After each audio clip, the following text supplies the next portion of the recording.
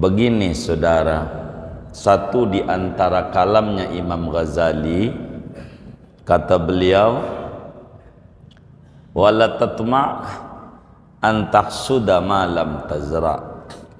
Kata Imam Ghazali, Anda jangan berharap memanen yang Anda tidak tanam. Apa yang Anda tanam, itulah yang Anda bakal panen. Bila Anda tanamnya adalah berenuk, maka panennya nggak bakalan duren. Bila Anda tanamnya duren, insya Allah buahnya nggak bakalan berenuk. Dan ini adalah ilmu kebahagiaan seorang muslim. Kata Imam Ghazali, kalau pengen bahagia, kalau pengen senang, kalau pengen sukses, jangan sekali-kali kita ngomong begini. Ini omongannya kayaknya bener tapi kagak.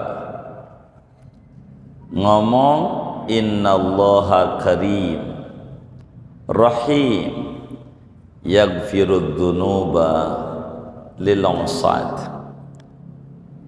Allah itu Tuhan yang pemurah, Tuhan yang maha penyayang. Allah punya ampunan, maka biar kata kita dosanya banyak, Allah bakal ampuni. Kalimat ini indah. Allah pemurah, Allah punya ampunan, Allah maha baik. Biar kata saya dosanya banyak, Allah mah baik, bisa saja Allah ampuni. Ini kalimat namanya kalimat sesat, menyesatkan. Yang kayak begini nih namanya kalimatnya nampaknya benar, tapi sebetulnya salah besar. Allah pemurah, Allah penyayang, Allah pengampun, bisa saja ngampunin dosa saya. Walaupun saya mabok-mabokan, walaupun saya enggak sholat, bisa saja Allah Maha Kuasa masukin saya ke sorga. Begitu, bisa saja. Kalimat ini indah, tapi kalimat ini adalah salah besar. Sama seperti salahnya sebagian muslim. Kenapa muslim ini hidupnya mundur?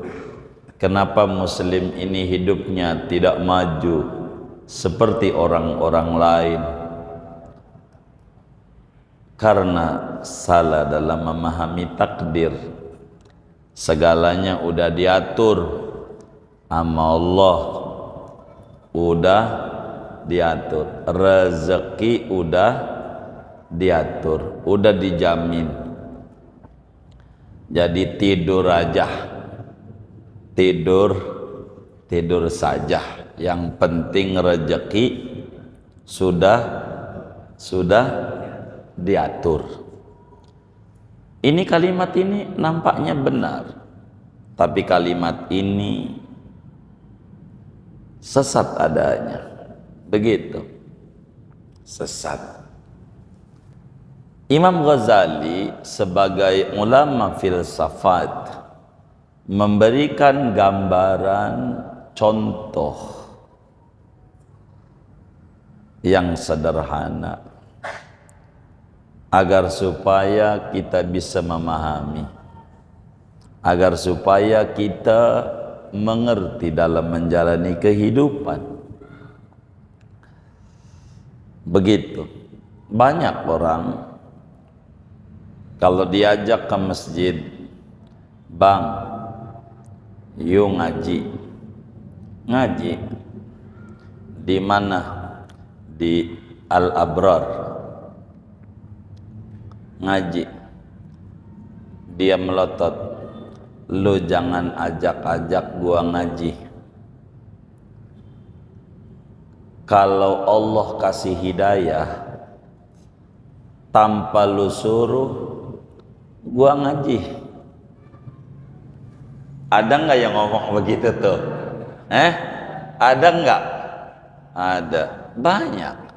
Ini namanya kalimat ini nih kesannya benar, kesannya, tapi sebetulnya sesat.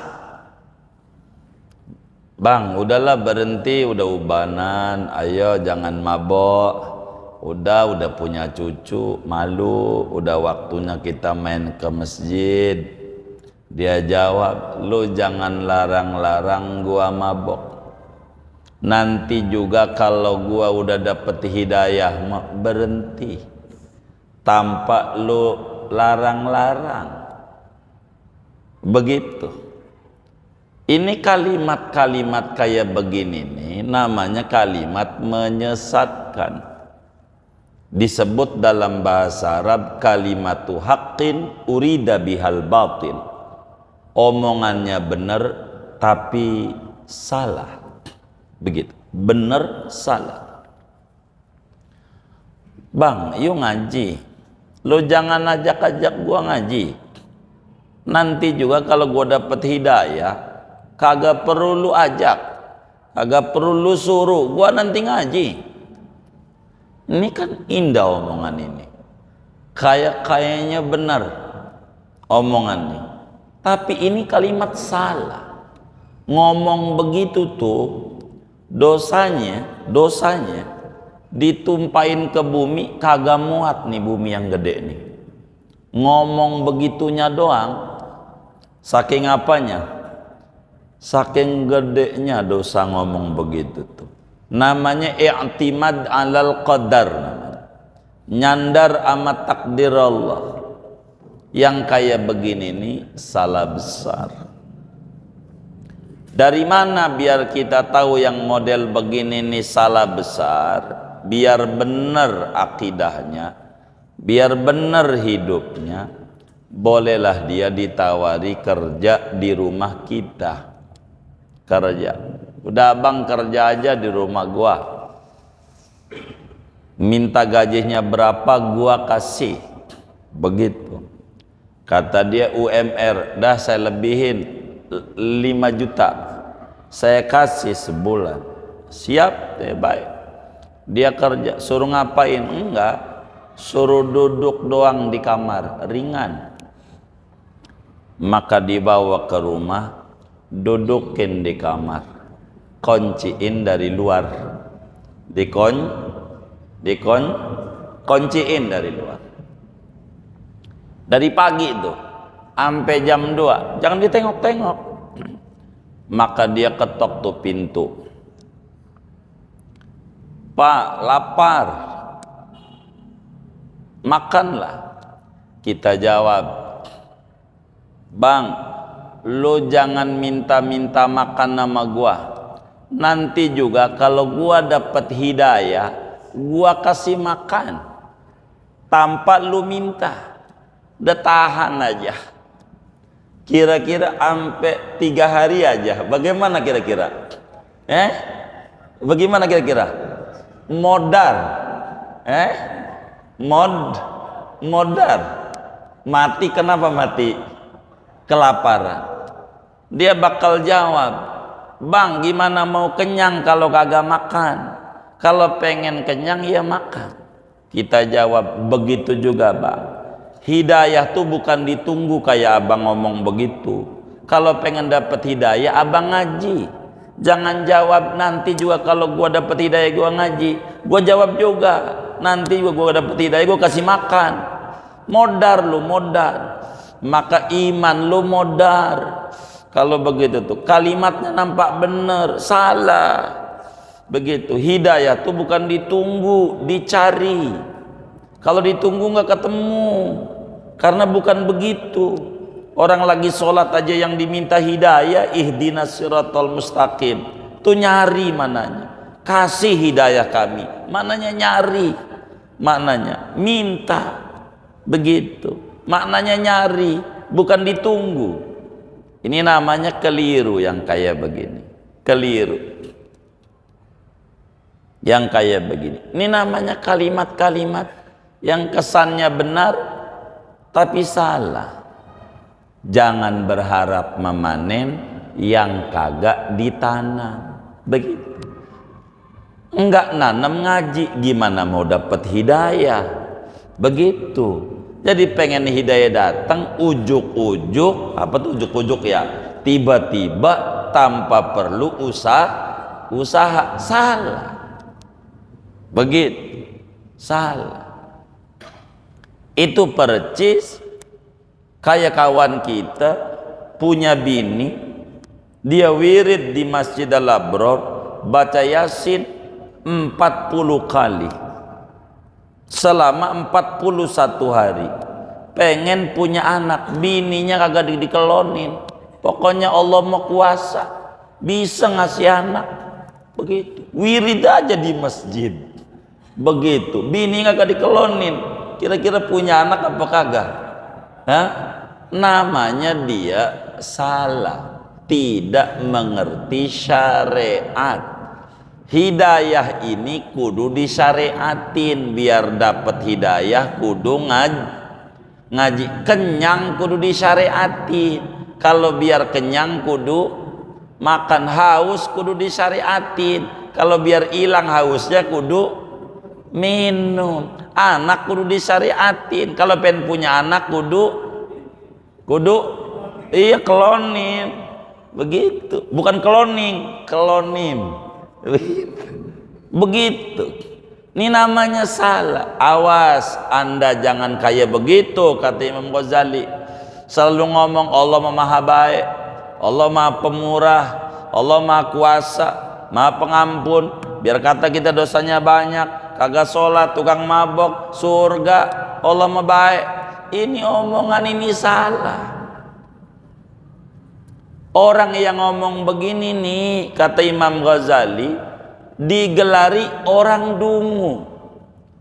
Yang ngegelarin dungu bukan Rocky Gerung, bukan, tapi Rasulullah langsung. Yang kasih gelar dungu tuh Nabi. Dalam hadis yang sahih Nabi bilang, al-kayyisu man dana nafsahu wa amila lima ba'dal maut, wal ahmaku man atba'a nafsahu hawaha wa tamanna 'ala Allahil amaniya. Kata Nabi, orang yang cerdas adalah orang yang suka menghitung dirinya, menghisab, mengkoreksi apa yang telah dilakukan selama ini dalam hidup, sehingga dia belajar dari kegagalan yang ada untuk memperbaiki ke depan. Ini sukses namanya, cerdas. Sehingga dia bakal beramal untuk kehidupan pasca kematian. Ini namanya cerdas. Jadi orang yang cerdas, orang yang mengoreksi dirinya sehingga dia mati-matian mengejar sesuatu yang manfaat kala mati. Itulah orang cerdas. Sedangkan orang dungu adalah orang yang memperturuti hawa nafsunya tapi berharap sama Allah yang indah-indah. Tidur mulu pengen masuk surga, gitu. Main mulu sholat kagak tapi pengen masuk surga. Ini namanya orang dungu. Nanem kagak pengen panen, namanya orang dungu. Kata Nabi nih, yang kasih gelar bukan Rocky Gerung. Tahu Rocky Gerung? Begitu. Nabi yang bilang. Dari mana nih, kata Imam Ghazali? Nih begini kata Imam Ghazali, kata-kata Allah maha baik. Biar kata kita tukang mabok, biar kata kita nggak sholat, pokoknya Allah mau pengampun, bisa aja masukin saya ke surga. Allah kan kuasa. Kalimat ini percis ada orang satu, saya kasih contoh, kata Imam Ghazali. Ada orang pengen jadi kiai, pengen alim, pengen menguasai berbagai macam ilmu, tapi kagak ngaji, kagak ngaji. kagak ngederes. Jadi kerjaannya apa? Kongres, kongko ora beres. Apa?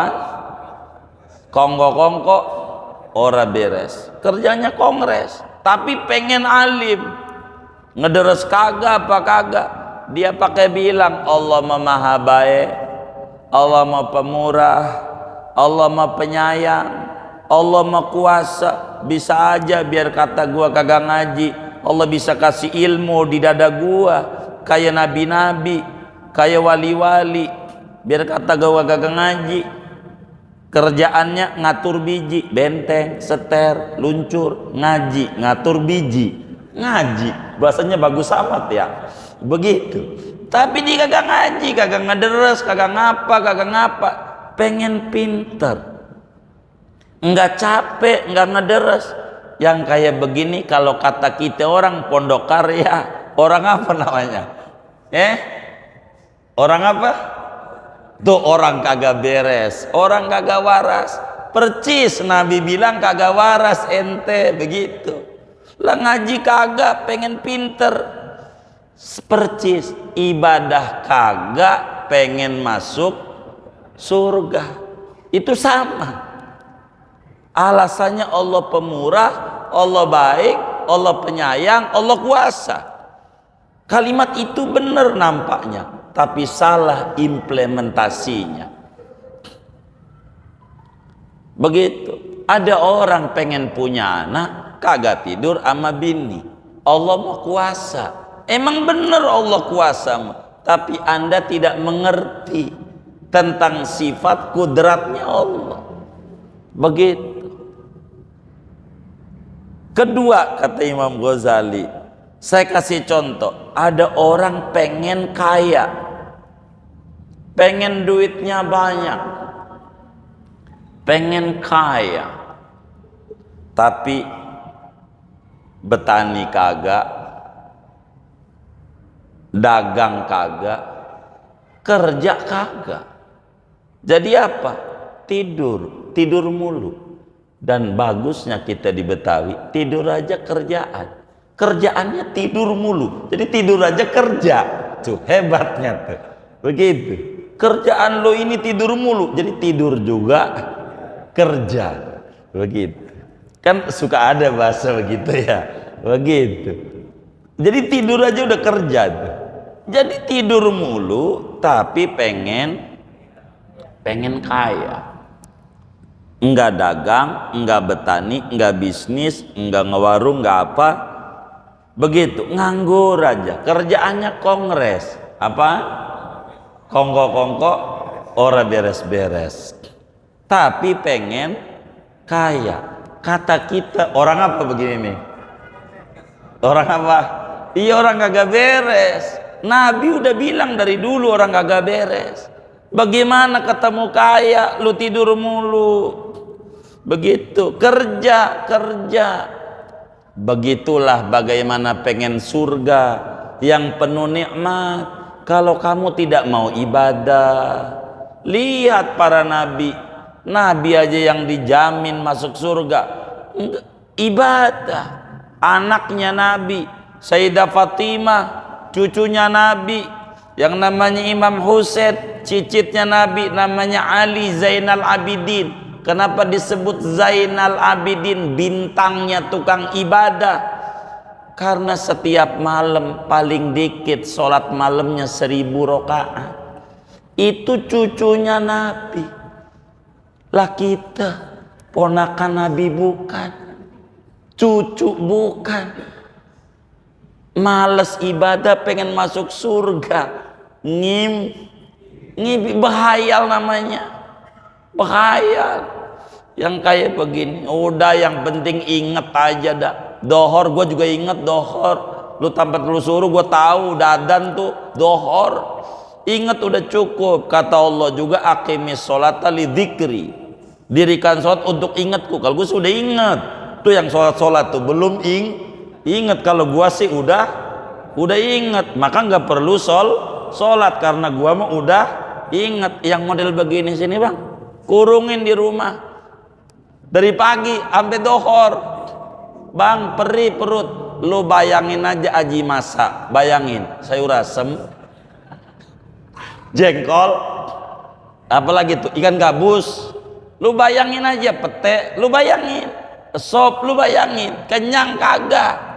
Bayangin doang, bukan inget doang. Kalau pengen kenyang gak cukup dengan inget sayur, inget ayam, inget opor. Kudu apa? Kudu makan. Begitu. Kalau pengen masuk surga bukan inget doang, kudu sholat.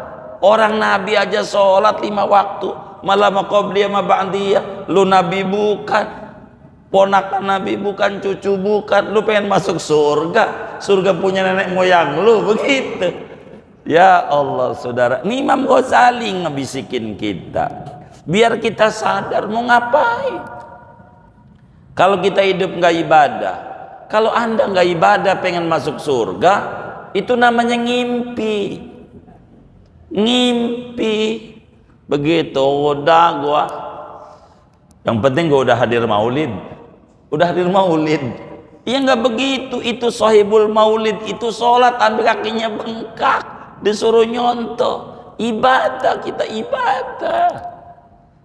Begitu kata Imam Ghazali. Sebab kalau kau tidak ibadah, itu percis kayak orang pengen pinter kagak ngaji, kayak orang pengen kaya kagak kerja, kagak dagang, ngimpi, ngimpi.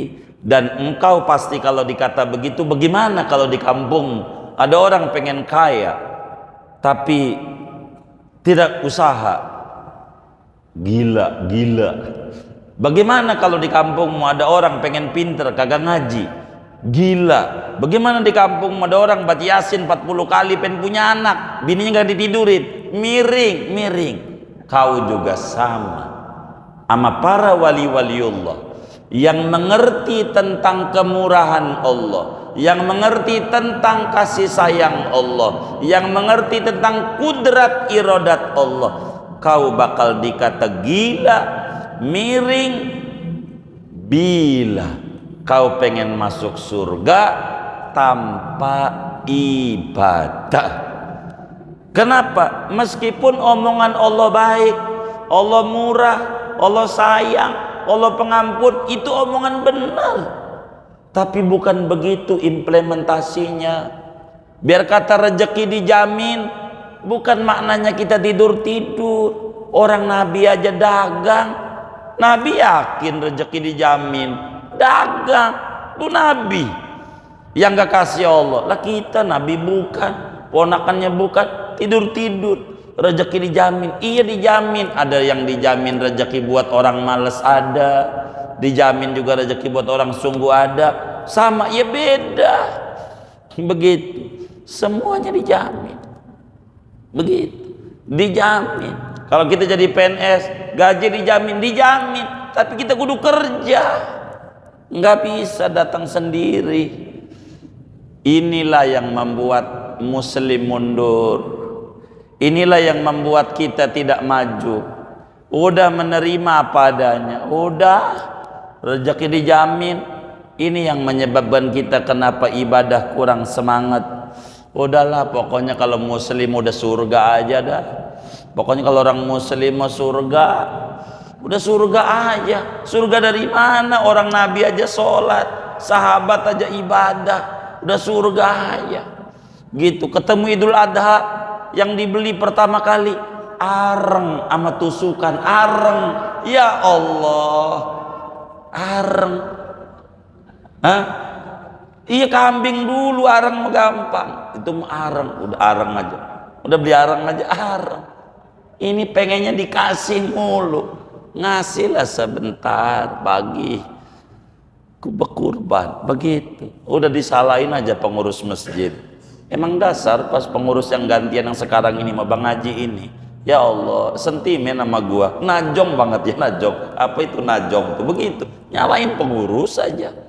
Begitu bantu kagak. Ini namanya tidak mengerti, memahami sifat-sifat Allah. Begitulah kata Imam Ghazali, kau bakal ditertawakan oleh orang-orang yang memiliki mata batin bila kau pengen diampuni oleh Allah tanpa ada ibadah. Bila kau pengen masuk surga tanpa ibadah, baca dong ayat Qur'annya yang lain. Jangan innallaha ghafurur rahim, Allah pengampun penyayang doang. Quran harus utuh. Ada Allah berfirman, wa allaisa lil insani illa masa'a. Orang tidak bakal memiliki kecuali apa yang dia kerja. Yang dia kerjalah yang dia bakal dapat. Lah kalau kita kagak ibadah mau dapat apa? Begitu kata Allah, kudu ibadah. Di ayat yang lain Allah berfirman, innama tujzauna ma kuntum ta'malun. Kau bakal dibalas dari apa yang kau dulu di dunia ibadah. Apa yang kau tanam dulu di dunia, itulah yang kau panen di akhirat. Bila kita nanamnya berenuk kemaksiatan demi kemaksiatan, lalu pengen dapat ampunan Allah, rahmat surga, ngimpi. Nanamnya berenuk pengen tumbuh duren di akhirat. Dari mana rumusnya? Apa yang kita bawa, apa yang kita amalin, itu yang ada. Maka kita kalau mengerti ini lebih fokus hidup, nggak memikirin kanan kiri kita. Bagaimana supaya kita selamat nanam kita kudu duren biar buahnya duren. Kita kudu ibadah biar buahnya ampunan dan rahmat Allah. Biarin yang agak ibadah urusan dia. Salah dia memahami tentang konsep Islam yang dibawa oleh Nabi Yuna Muhammad sallallahu alaihi wasallam. Al-Quran memilah dua, ada abrar, ada fujjar. Allah bilang innal abrara lafi na'im. Orang-orang al-abrar, ini kan orang al-abrar nih, lafi na'im, sungguh di dalam kenikmatan surga. Orang baik ujungnya juga baik. Biar di dunia orang itu tak dipandang baik, asal baik. Orang di dunianya difitnah kayak Siti Maryam, baik ibadah tapi dituduh pelacur, dituduh ini, tuduh itu, tuduh macam-macam. Karena dia baik, berperilaku baik, ujungnya juga baik. Biar dituduh macam-macam, biasa dunia. Tapi wa innal fujjar, kalau orang durhaka, biar dikemas, di framing orang baik, kesannya orang baik, tapi aslinya jahat, ujungnya wa innal fujjara lafi jahim. Ujungnya kesana, sebab apa yang kau tanam itulah yang kau panen. Jangan berharap memanen apa-apa yang kau tak tanam. Kalau kita yang ditanam di dunia kemaksiatan demi kemaksiatan, ujungnya nggak bakalan berbuah kebaikan demi kebaikan. Ini yang paling pokok bagi kita. Jangan kita malas ibadah, semuanya berpulang kepada kita. Dulu Nabi Musa alaihissalam pernah bertanya kepada Allah. Di dalam kitab Tuhfatul Mardiyah dijelaskan oleh Imam Masjid Az-Zainabi, dibilang kata Nabi Musa, ya Rab, saya nggak ngerti ya engkau ini ya Rab. Itu yang mabok-mabokan, yang narkoba segala macam, kan punya duit buat beli teh botol cap topi miringnya tuh, kan pakai duit belinya. Yang judi duitnya dari engkau, kau juga bagi duit sama dia dengan rezekimu. Tapi ngapa ujungnya yang judi-judi itu dimasukin ke neraka, yang mabok-mabok itu ke neraka? Begitu, kan kau juga yang ngasih rezeki. Sampailah dia bisa judi karena ada duit, kenapa ujungnya masuk neraka? Saya kagak ngerti ya Rob. Maka Allah subhanahu wa ta'ala menjawab, Musa, dah daripada kau panjang-panjang nanya kayak begitu, lu nanam padi aja, padi. Suruh nanam padi di Mesir Nabi Musa oleh Allah. Maka Nabi Musa pun nanam padi. Udah bercocok tanam, udah nanam padi. Kata Nabi Musa, ya Rab, saya sudah nanam padi. Ya sampai panen lah, kata Allah. Maka kemudian Nabi Musa urus itu padi yang dia tanam sampai panen, sampai kemudian diambilin, dibawa pulang, ditaruh di lumbung gudang padinya. Kata Nabi Musa, ya Rabb, sudah panen, udah lu ambil semua ya Rabb.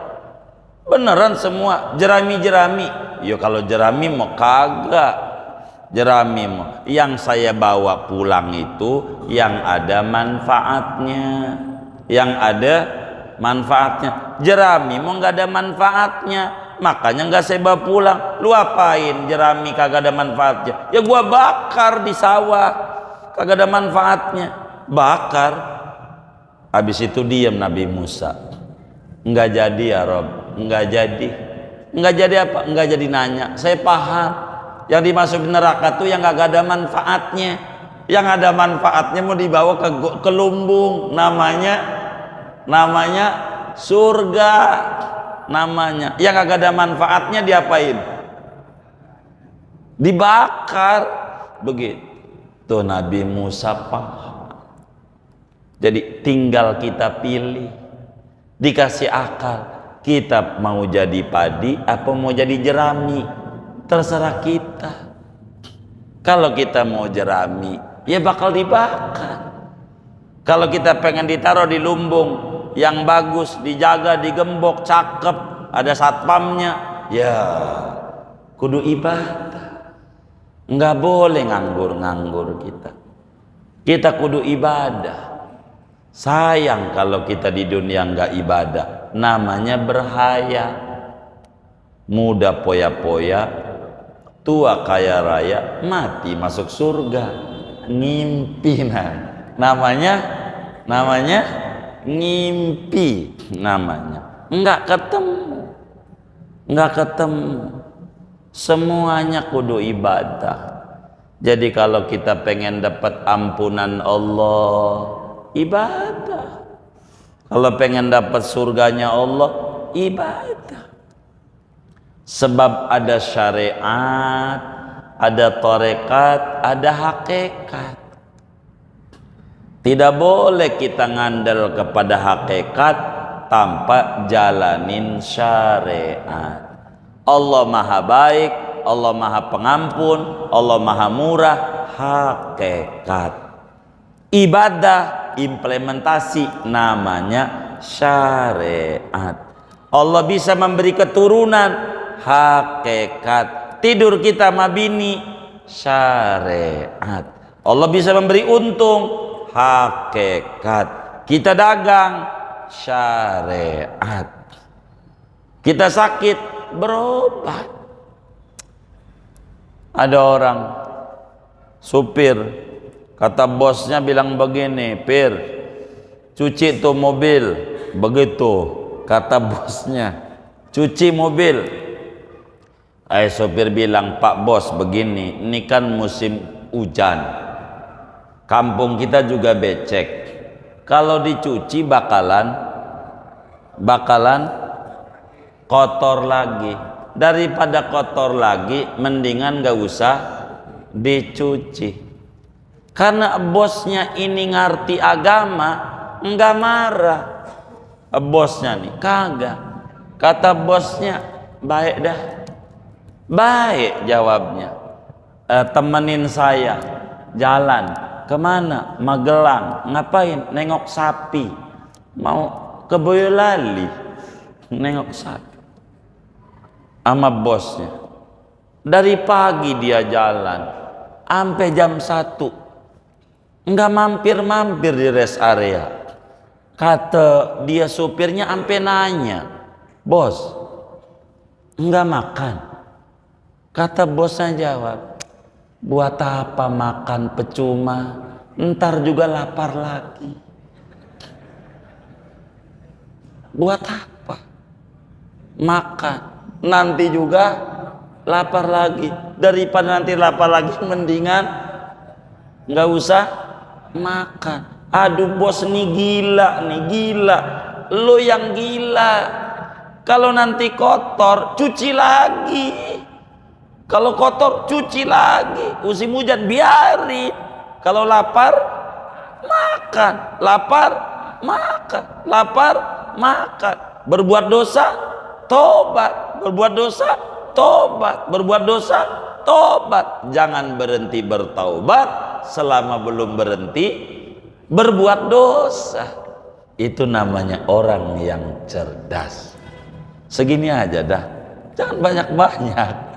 Begitu. Wallahu a'lam. Ada yang ditanya mungkin dari materi ini atau di luar ya, sebelum doa silahkan. Iya, baik.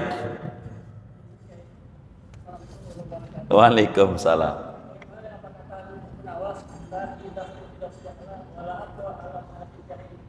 Itu jawabannya di bawahnya. Terusannya apa? Nah, itu jawabannya. Udah dijawab sama dia. Begitu.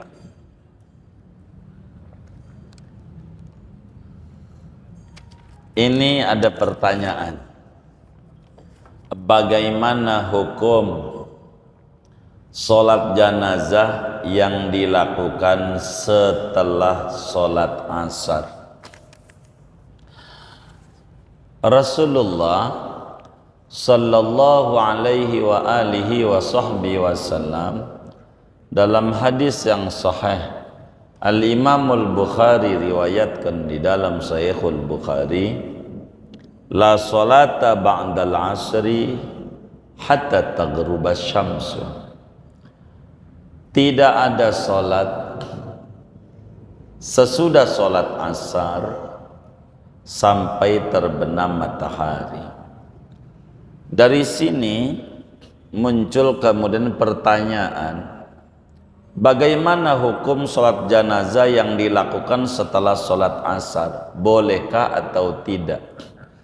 Maka jawabannya ditafsil, diperinci.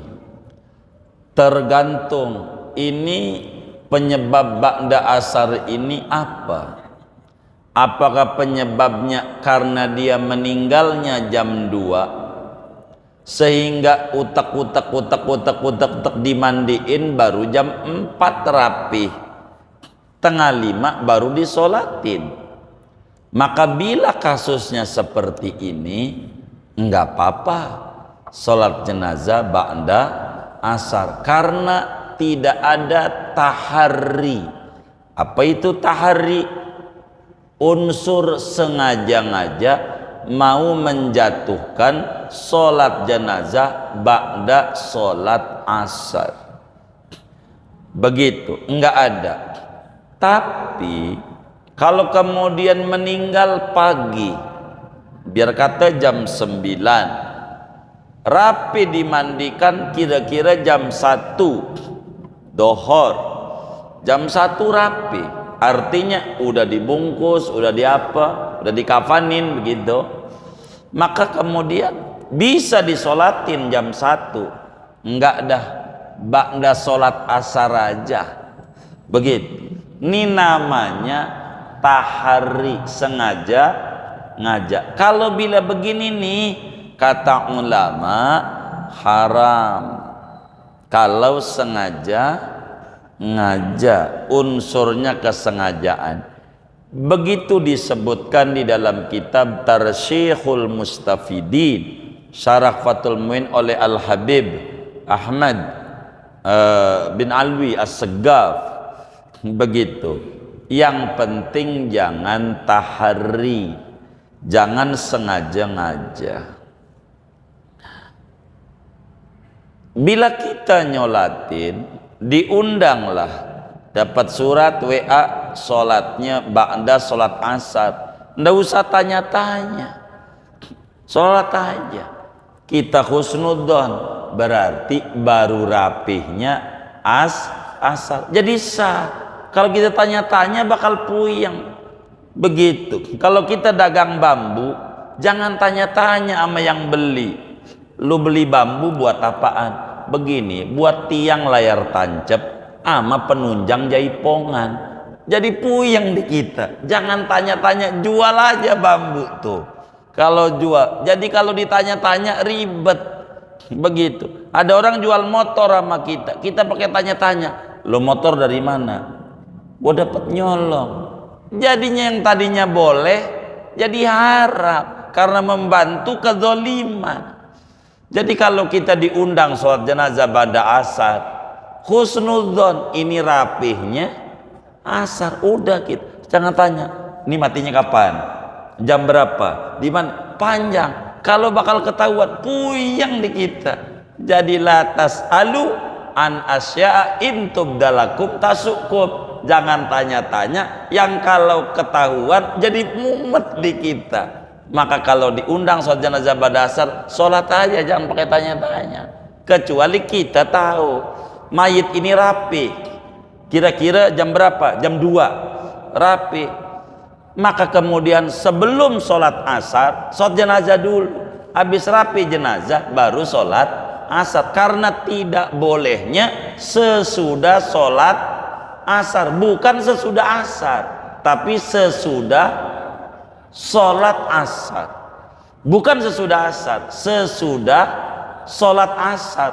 Itu pun kalau unsur sengaja-ngaja unsurnya. Kalau unsur nggak sengaja nggak apa-apa. Maka mahallul khilaf bainal ulama, perbedaan pandangan antara para ulama terkait sholat jenazah ba'da sholat asar itu dilihat adakah tahari ataukah tidak. Bila ada tahari maka ini haram. Bila ada tahari, bila tidak ada tahari maka enggak haram. Begitu. Bagaimana cara mensiasati ini? Si awam kagak ngerti, pengennya habis sholat asar juga. Siasati aja, orang nyolatin pura-pura, orang sholat asar pura-pura kencing, pura-pura kencing orang sholat asar. Kita mau belum sholat asar, belum sholat asar. Begitu. Nanti sholat jenazah, pas sholat ya kita sholat aja di belakang, di barisan, tapi tidak bermakmum, kan boleh. Kita mau belum sholat asar, nolongin jenazah, nolongin. Jadi kita mau belum sholat asar, waktu sholat asar kita masih nongkrong. Jadi waktu sholat jenazah kita ikut di barisan. Begitu. Kalau kita jadi imam, beres persoalan, kita belum sholat asar, nggak apa-apa, kan ba'da sholat asar. Kalau kita jadi makmum, udah sholat sendiri aja di barisan, kan jadi nolongin jenazah. Begitu. Kalau unsurnya sengaja ngajak. Kebanyakan di masyarakat itu bila kemudian ada sholat jenazah ba'da sholat asar disebabkan bukan unsur kesengajaan. Begitulah hukum sholat jenazah ba'da sholat asar. Fadilatus Syekh Muallim Safi Hadami jelaskan di dalam fatwa beliau Tawdihul Adillah, dan beliau pernah menulis, karena ada waqiah bagian ini. Kalau tidak salah tuh Allah yarham dengan Kiai Abdul Razak Haidir, kalau tidak salah, tapi takut saya salah mengutip, tapi ada itu sampai nulis. Dan beliau juga mengutip dari kitab Tarsyikhul Mustafidin terkait taharikah atau tidak tahari. Begitu. Oleh karena itu sholat jenazah ba'da sholat asar kalau kita sebagai keluarga musibah dilihat. Kalau memang meninggal jam 9 rapi-rapi jam 1 jangan asar, udah sholatin aja. Begitu. Kalau kemudian jam 1, tapi kalau kita nggak tahu mau diundang orang, husnudon kita baru rapi asar, gitu aja, biar kita tidak bingung. Kurang lebih terkait dengan hukum sholat jenazah demikian yang saya mampu untuk menjawabnya dari saudara kita yang bertanya ini. Wallahu a'lam. Sudah?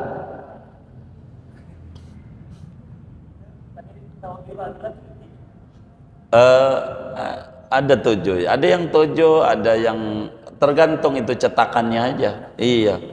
Iya, kurang lebih begitu. Wallahu a'lam. Itu begitu. Sudah?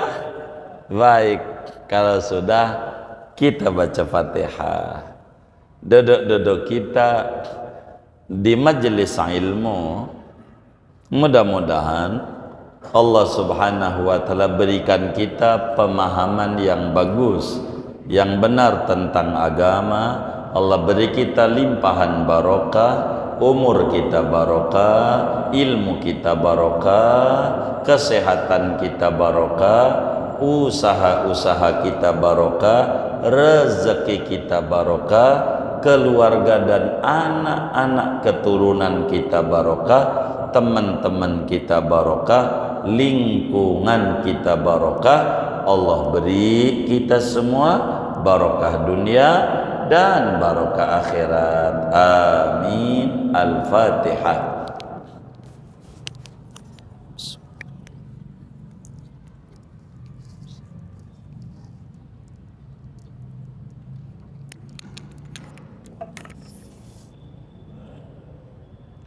Allahumma rabbana taqabbal minna ta'limana wa ta'allumana wa du'ana wa jami'a a'malina wa tammim taqsirana ya Allah ya Allah ya Allah ya Allah ya Allah ya arhamar rahimin. Wa sallallahu wa sallam ala khairil Muhammadin wa ala alihi wa sahbihi ajma'in. Subhana rabbika rabbil izzati amma yasifun. Wassalam.